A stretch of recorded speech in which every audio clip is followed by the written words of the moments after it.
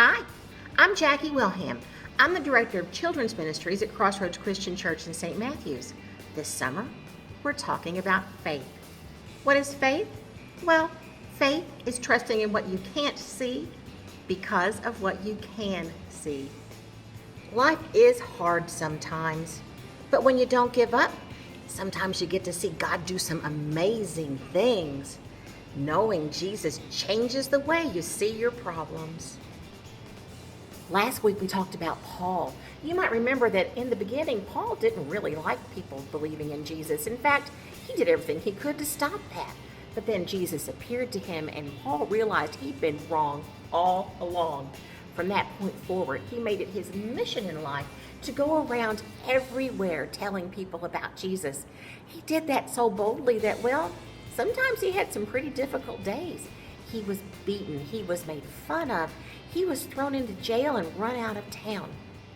One day when he was in Jerusalem, he was arrested and thrown in jail after a crowd tried to kill him. While he was in jail, Jesus appeared to him to encourage him. Listen to what Jesus had to say. "Be brave. You have given witness about me in Jerusalem. You must do the same in Rome."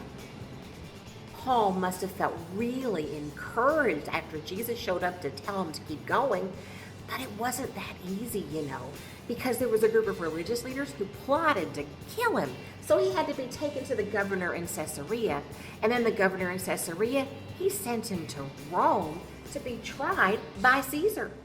Paul was handed over to a Roman commander named Julius for the sea journey. Julius was very kind to him and even allowed him to visit with some of his friends when they stopped off in Sidon. From Sidon, they traveled around Cyprus and they transferred to a boat that was carrying grain from Egypt to Italy. The ship fought against the wind for many days until they arrived in a town on the island of Crete called Fair Havens. At this point in the journey, a lot of time had passed, and sailing had become dangerous. Even though Paul was the prisoner, he spoke up to the men in charge. "I can see that our trip is going to be dangerous," he said. "The ship and everything in it will be lost. Our own lives will be in danger also." But the ship's pilot and owner wanted to reach a better harbor for the winter, so they decided to sail on and try to reach Phoenix. A gentle south wind began to blow. The crew saw their chance to leave quickly, so they pulled up the anchor and left. But the wind quickly grew until it had the force of a hurricane. The storm went on for days. By the third day, the men threw the cargo overboard because they didn't think they'd survive. But in the midst of the chaos, God sent an angel to Paul. The angel said, "Do not be afraid, Paul. You must go on trial in front of Caesar.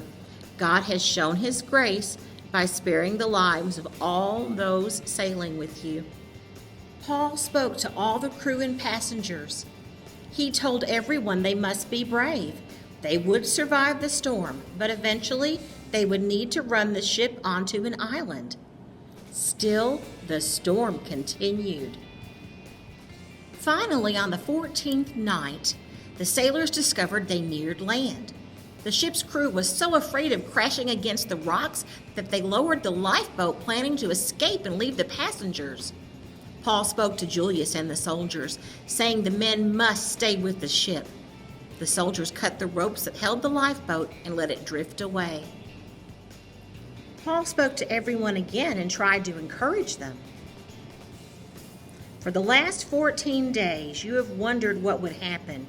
You have gone without food. You haven't eaten anything. Now I'm asking you to eat some food. You need it to live.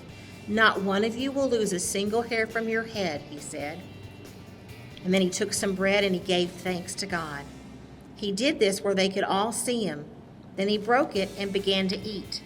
All of them were filled with hope. So they ate some food. When daylight came, they saw they were next to the beach, so they ran the ship onto it. But the ship hit a sandbar, and it began to break into pieces. The soldiers planned to kill Paul and the other prisoners to keep them from swimming to freedom. But Julius stopped them because he wanted to save Paul's life.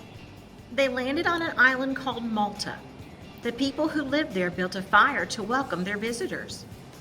Paul gathered some sticks to feed the fire, but when he put them on the fire, a venomous snake came out and bit him. But Paul shook the snake off into the fire and he was fine. When the people saw that Paul wasn't harmed, they thought he must be a god. Publius, the chief official, welcomed Paul and others into his home. Paul discovered that Publius's father was very sick, so Paul prayed and asked God to heal him. Publius's father was healed. All of the sick people on the island flocked to see Paul, and they too were healed.